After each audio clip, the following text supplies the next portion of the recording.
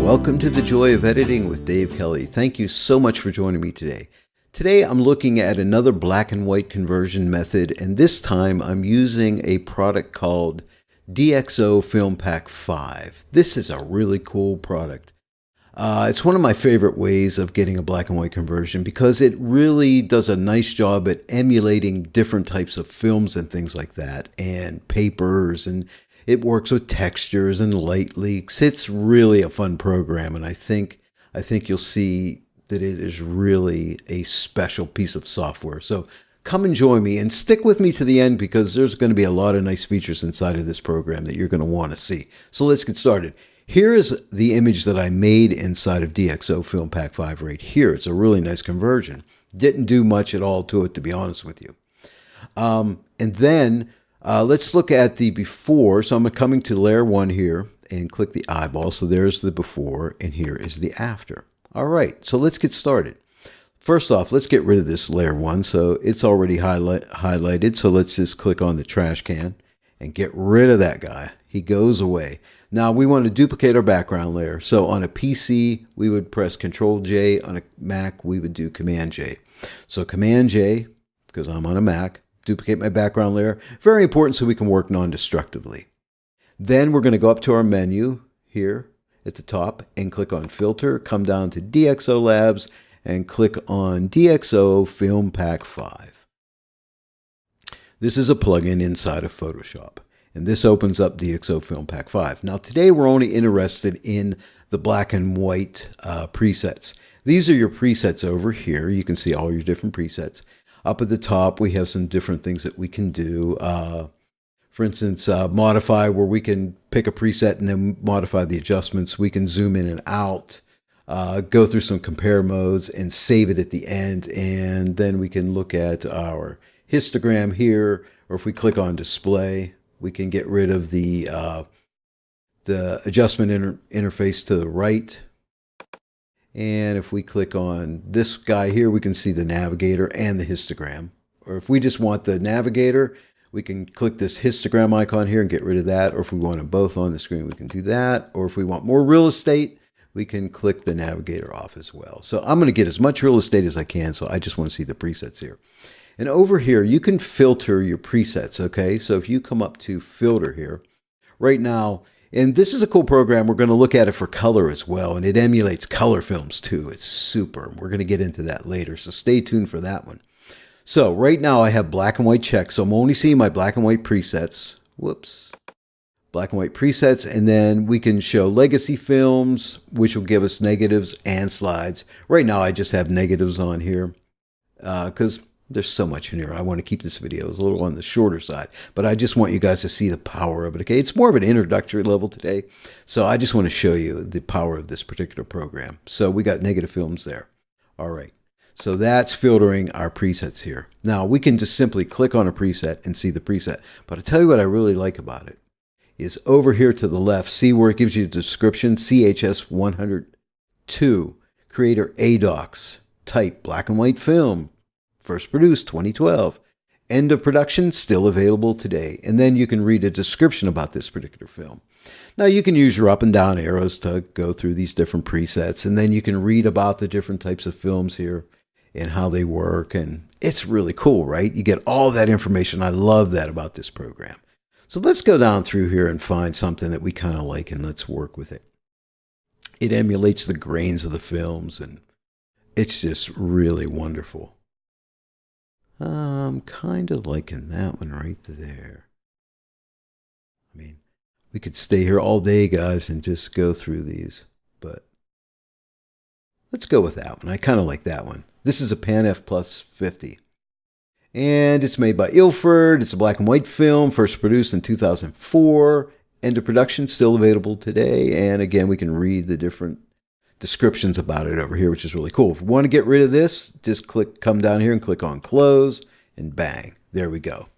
And now to make some modifications here, let's go up to modify, click on modify, and in here, you'll notice rendering, Ilford, Pan, F plus 50. And if you click this drop down menu, these are all your black and white negative films. So you can click on any of those you want. Okay, so for now, I'm just going to leave it on the one that the preset chose for us, which is Ilford Pan f+50. Now that's a back at the time, well, it still would have been ISO at this time when this film was made. They used to call film speeds like ASA, now it's ISO. But this is a 50, so it's going to be a very low noise film, so you're not going to see a lot of grain in this particular film. And you'll notice here we have a section called grain, and the grain is emulating this Ilford Pan f+50, which is really awesome. So the intensity of the grain, you can add more grain or less grain. Honestly, guys, we're not going to see much grain.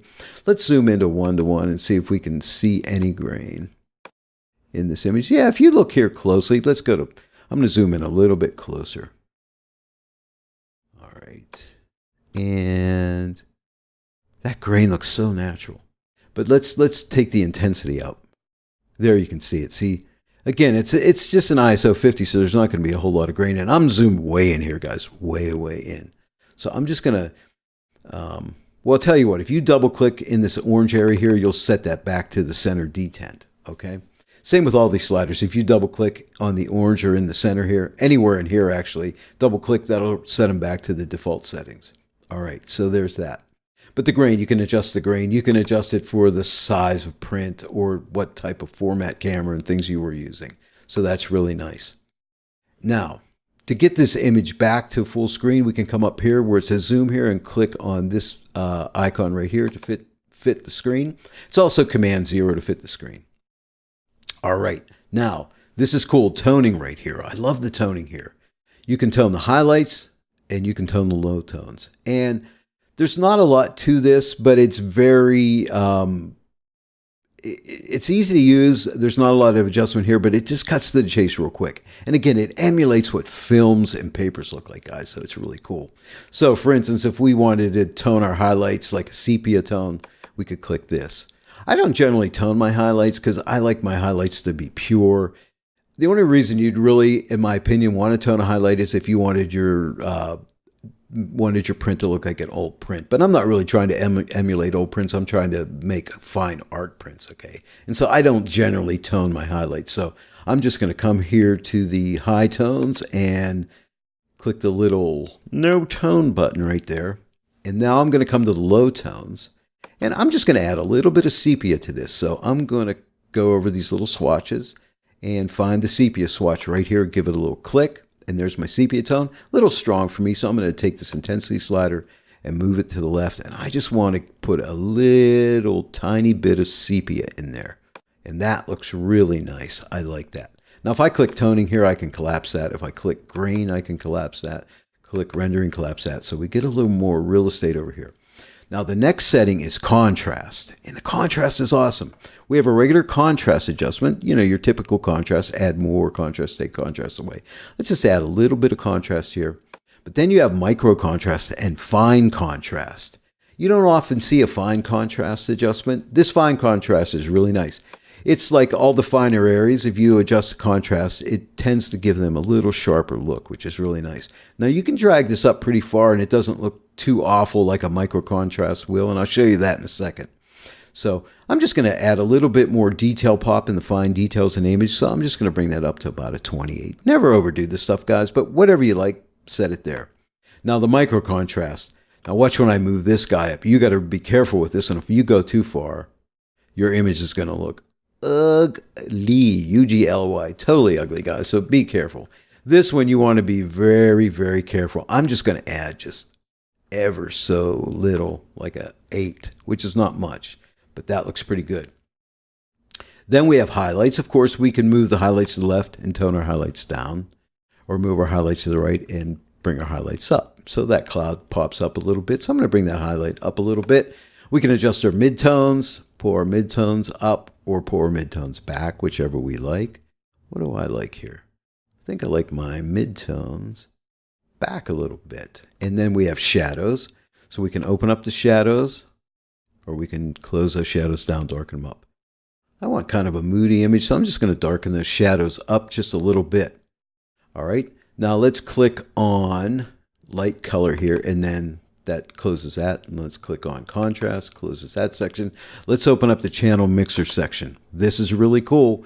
So now we have red, yellow, green, cyan, blue, and magenta. So we can adjust these color luminosity levels. Okay, so anything that was red, if I move the slider to the right, red luminosity values will tend to get brighter or darker, depending on which way we want to go. I'm actually going to darken mine up a little bit, like maybe right around in there. And let's take the yellow slider. And usually what I like to do here, guys, is just move them one way or the other. And whenever you see a look you like, stop. That's not the direction I want to go. That's kind of in there. I just want to bring those back a little bit. I thought the yellow tones were just a little too bright, so I'm going to bring those back a little bit. Let's check the green tones out now. Bring the greens up, bring the greens back. And you got to watch these guys. If you move these too far, you can induce artifacts into your image, so you got to be careful. How do I want those greens to look? I kind of like the shadows over in here that are happening with the greens, so I think I do. I'm going to play with that again, guys. Not sure. Yeah, I think I just want a little extra shadow in there. Let's check cyan out. Up in the sky. So we can, ooh, look, I can darken the sky. Here's the artifacting I'm talking about. See up in here, you can see there's a little bit of artifacts in there. So I don't want to over push this adjustment. So I want to back it down a little bit. I want it to look natural. So maybe right around there. Now let's try the blues. I think I want to darken the blues down a little bit. Yeah. So that sky just looks a little more dynamic. Okay, and let's see if there's any magentas in here. Didn't think so. Again, I can double click on this orange bar anywhere and it resets it back to the center detent. All right, so now let's click on contrast so we can, no, not contrast. Sorry guys, I meant to say channel mixer, so we can close that. Then we have a tone curve. And this is nice. I can do my standard S curve, you know, where I add a little bit of contrast pop to the image with a slight little S curve like that. I really like that. But you also have red, green, and blue. So you can actually tone your image with the curves here too, just to show you. Wouldn't do this to this image because I've already toned it up here. So I'm just gonna, let's say if I want to add a little more yellow to the tone, if I click on B for blue and just pull this curve down a little bit, I'll put some yellow into the image. If I pull it up, I'll add blue to the image. If I pull it down, I'll add a little bit of yellow to the image. So there you go. So I don't really want to do that. So let me just click reset. Now that resets everything. So I'm going to add my little S curve back again. All right. So right about there. That adds that little extra contrast. Now click on tone curve here and we'll close that up. Now we're going into graphical effects. And this is nice. Top down. Start making adjustments. Graphical effects. So we have a frame here. So if we click frame, right now it says no frame, guys, but I don't do this often, but you could add a frame if you want to. Look, you can add a white frame if you click it. You can adjust the size of the frame. Change it. You can add a black frame. You can add a white with black frame. And again, you can adjust the size of it.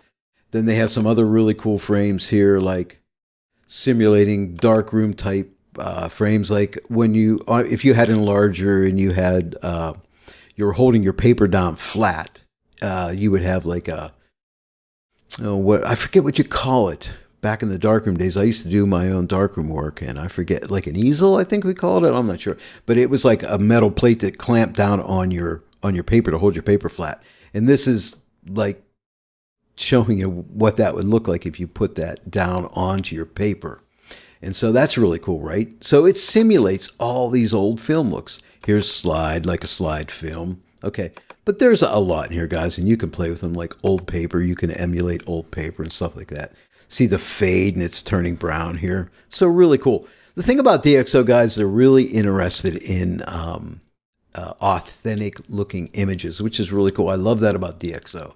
Actually, the people at DXO are all a bunch of like engineers and things like that. And they're pretty cool people.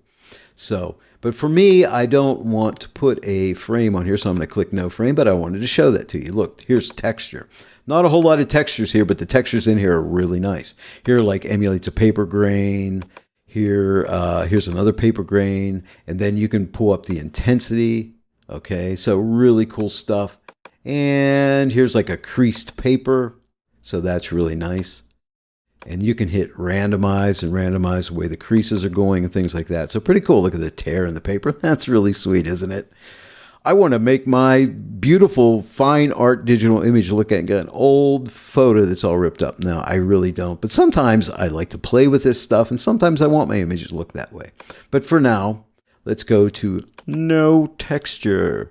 And then we have light leak, guys. We can simulate a light leak. Okay, so here's a color leak. Of course, I wouldn't use a color leak in a black and white image. Don't do that, Dave.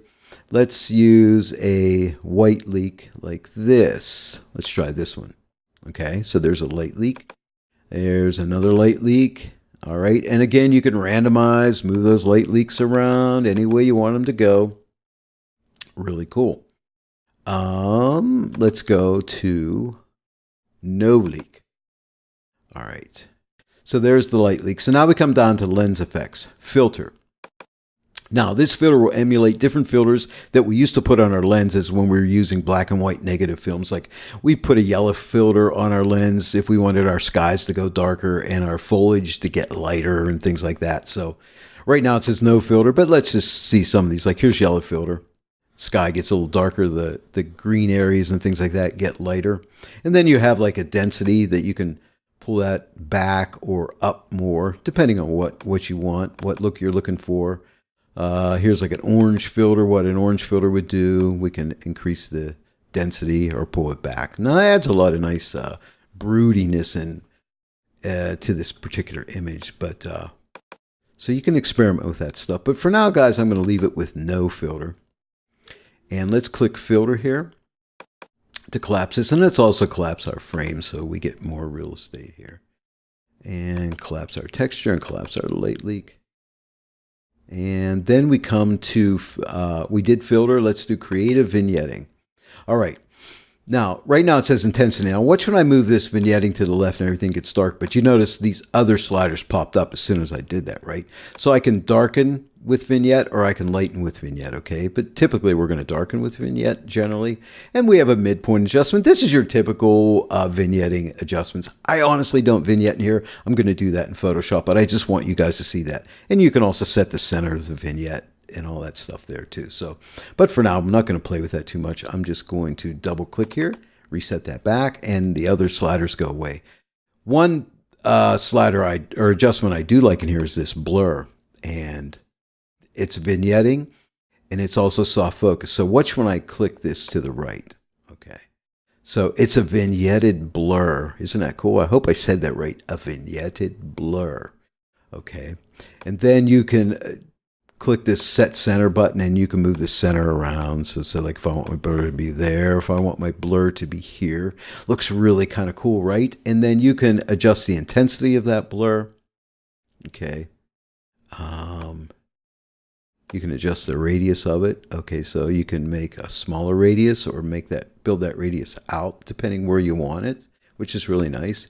You have a transition. You can adjust the transition of the radius, which is nice. Or the roundness, how round, or if it's squarish looking. Or if it's going to be a diffuse look. So let's pull this intensity up. Let's pull my radius in like this. And watch what happens when I add this diffusion. See what it does? It just makes the edges look a little like diffuse, like a little like soft focus. Isn't that cool? But again, this is what I really like about DXO, guys. They really emulate these authentic film looks. It's so darn sweet. All right. And then you have soft focus. That was vignetting. Now let's click soft focus on. And let's pull up the intensity here. So here's our soft focus. It's more like that diffuse look, right? Okay. And there's only two sliders here, an intensity slider and a diffusion slider. Moving the diffusion slider to the left increases diffusion, and moving it to the right decreases diffusion. So let's just, you just find a spot that you like. For instance, I could take the soft focus up and move this diffusion up or back, make it more diffuse. So it's getting more diffused look to the left, less diffused to the right. It backs it off. So you can make adjustments there. Again, I'm going to double click intensity and we're back. We shut that off. So that's pretty much the DXO FilmPack 5, guys. There's a lot to it, right? Pretty cool stuff. And that is just the black and white. We're going to look at the color stuff in here later, okay? When we're all done, all we have to do is click Save up in this left-hand corner up here. bang, and we're back in Photoshop. And also, I wanted to point out, and I didn't show you when I was in DXO FilmPack 5, but you can also make your own presets, which is really cool. Maybe on the color video, I'll show you how you can make presets, so be ready for that and stay tuned for that, okay? But here we go. So let's go to layer 1 here and click on the eyeball. So there's the before and there's the after. Pretty sweet, isn't it? I really, really like this piece of software. So that's DXO FilmPack 5. Guys, if you like this video today, please give it a like and share it with your friends. And also, if you've not yet subscribed to my channel, please do so and click the notification bell icon so you can be informed of all the new training videos that I'm putting out on a regular basis. Every 1 to 3 days, I put a new video out. So, all right, guys, thanks for joining me today, and I'll see you next time.